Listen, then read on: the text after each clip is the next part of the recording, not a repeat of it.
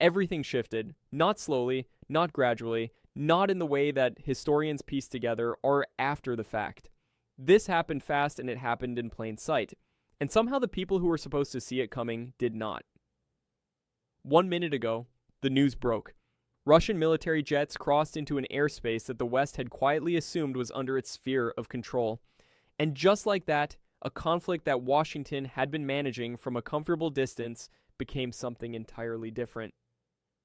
I have been watching geopolitics for more than 4 decades. I have seen empires overextend. I have seen alliances fracture.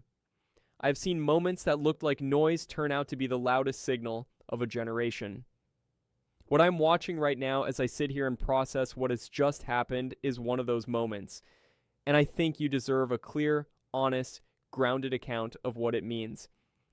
If this is your first time here, please subscribe to this channel, hit the like button, share this with someone who pays attention to the world, and tell me in the comments where you are watching from today.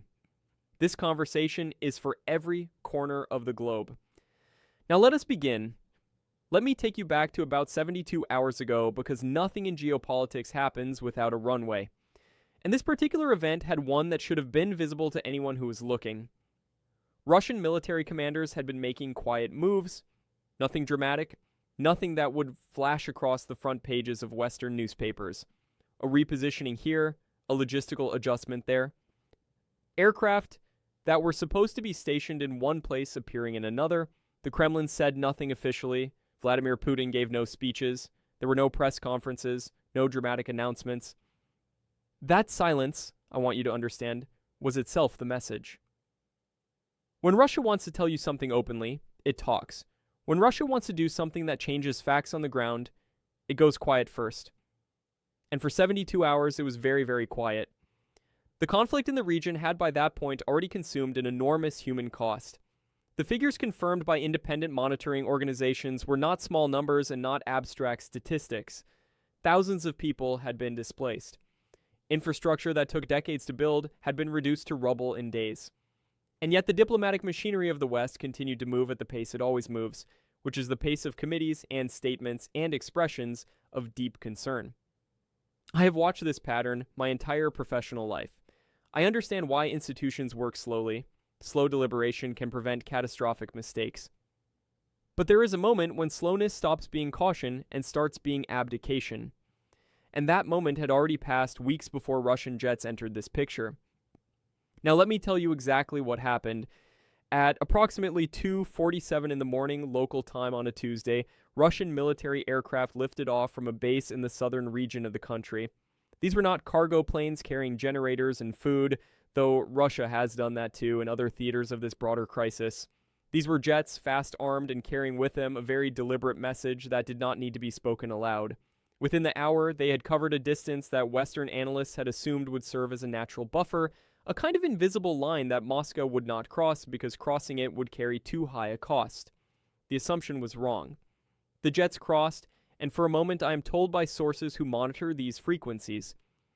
The communication channels between certain Western military coordination centers went very briefly, very unusually, silent pause. That silence lasted less than 3 minutes. But in geopolitics, 3 minutes of silence at 2:47 in the morning can carry the weight of an entire policy era. The immediate reaction on the ground was something that witnesses described in terms I found striking. Not chaos exactly, more like the specific kind of stillness that falls over a room when everyone realizes simultaneously that the rules of the game have just changed and nobody has yet been told what the new rules are. Military personnel who had been operating under one set of assumptions were suddenly operating under a different set. And the lag between those two realities is where accidents happen, where miscalculations are born, and where the historians of tomorrow will look when they try to explain how something this significant unfolded without a single major Western leader appearing to have anticipated it. While all of this was happening in the air, something else was happening on the ground. And this is the part that I think deserves as much attention as the jets themselves. Russian diplomatic cables, portions of which were shared with 2 European outlets that I consider reliable, indicated that Moscow had already been in communication with at least 3 regional governments in the preceding 48 hours. Not threatening communications, informational ones, Russia was not issuing ultimatums. It was informing. It was saying, in effect, here is what we're about to do, and here is why, and here is what we expect will happen next. That kind of communication is not the behavior of a government acting impulsively. That is coordination. That is a government that has thought this through, prepared its diplomatic ground, and then acted with the confidence that comes from knowing you have already done the work that comes before the work. While the jets were in the air, those regional governments were processing a reality that Washington had not yet publicly acknowledged. And while Washington was still composing its response, the military reality on the ground had already moved past the point where any response would be able to undo what had been done. I want to spend some time now on the American side of this equation because I think it is essential, and because I think it has been handled in a way that I find genuinely troubling. The United States has maintained a posture in this region that is built on a set of assumptions that I believe have not been seriously re-examined in a very long time. The assumption that American air dominance in the region is so complete that no rival power would challenge it directly. The assumption that Russia, stretched by its commitments elsewhere and facing the economic pressure of sustained sanctions, simply does not have the operational bandwidth to open a new front of strategic competition. And the assumption, perhaps the most dangerous one, that the current American diplomatic architecture in the region is functional enough to respond to a fast-moving crisis with the speed and coherence that fast-moving crises demand. Every one of those assumptions has just been tested, and the test results are not flattering. The official from the National Security Council, who spoke to journalists on background in the hours after the jets crossed, described the situation as, and I'm paraphrasing here, because I am working from secondhand accounts of those conversations, something that required careful monitoring. Careful monitoring. I've been in this business long enough to know that careful monitoring is what you say when you do not yet know what to say. It is the diplomatic equivalent of buying time, and buying time is only useful if you have a plan for what to do with the time you have bought. As of this analysis, I am not confident that plan exists in the form it needs to exist. Now, I want to turn to a figure whose role in all of this I find both fascinating and deeply problematic. There is a senior official in the current American foreign policy structure whose background and whose connections to the various parties in this regional conflict represent, in my view, a conflict of interest so fundamental that it compromises the coherence of American strategy at precisely the moment when coherent strategy is most needed. I will not name this individual because I believe the pattern I am describing is larger than any single person. What I will say is this: there is a category of diplomat, and this type appears in every era, who arrives at the negotiating table carrying so much personal history with one of the parties that the very concept of balance becomes theoretical rather than practical. I have seen this before, and what it produces every time is a situation where the country that diplomat represents ends up being outmaneuvered by a rival that has no such complications. A rival that can act with the clarity and the speed that comes from not being caught between competing loyalties.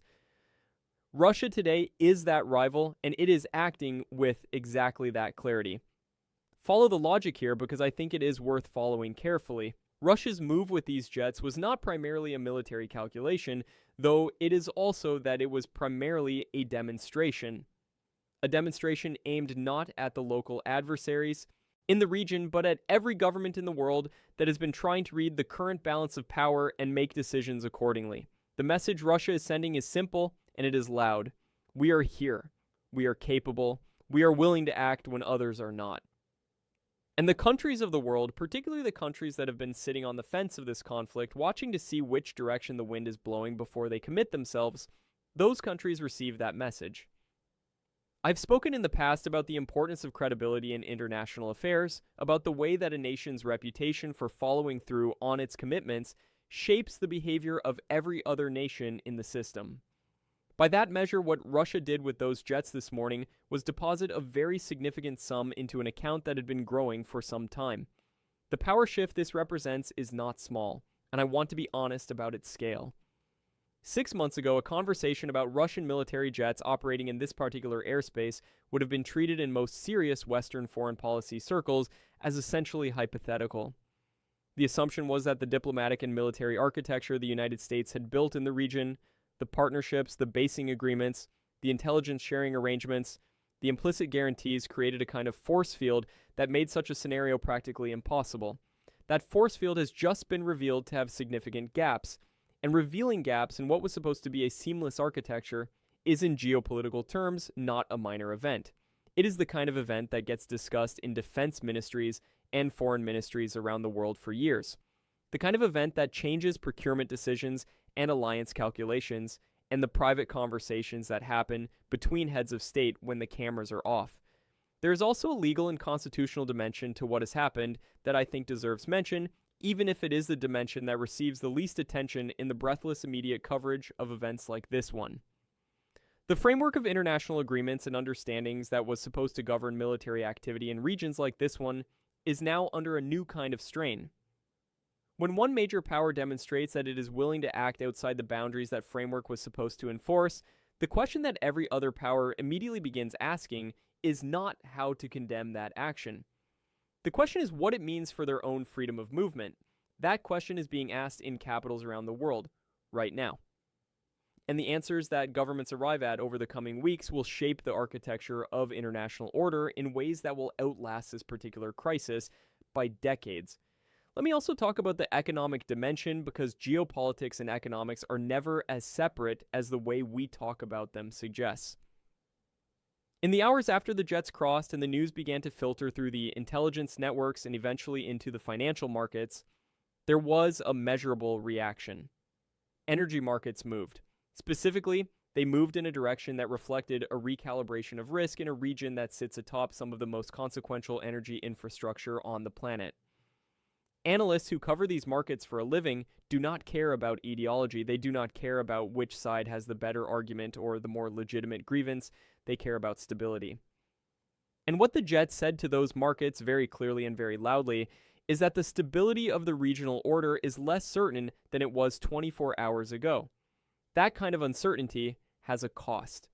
It is always paid by ordinary people in higher energy costs, in tighter credit, in the slow accumulation of economic friction that never makes headlines, but always makes life harder for the people furthest from the centers of power.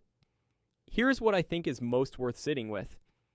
And I say this as someone who has never admired Vladimir Putin and who has been consistently critical of Russian aggression in other theaters of conflict. Russia did not succeed in this moment because it is stronger than the United States. Russia succeeded in this moment because it acted while others deliberated, because it prepared while others assumed, because it moved with a clarity of purpose while its rivals were navigating the paralysis that comes from a foreign policy apparatus that is trying to serve too many competing interests at once. I've written for a long time about the difference between power and will. They are not the same thing. A nation can have enormous power and no will to use it effectively. A nation can have more limited resources and a quality of will that more than compensates. What we are watching today is a demonstration of will, and the country that demonstrated it is not the one I would have chosen. But intellectual honesty requires me to call what I see.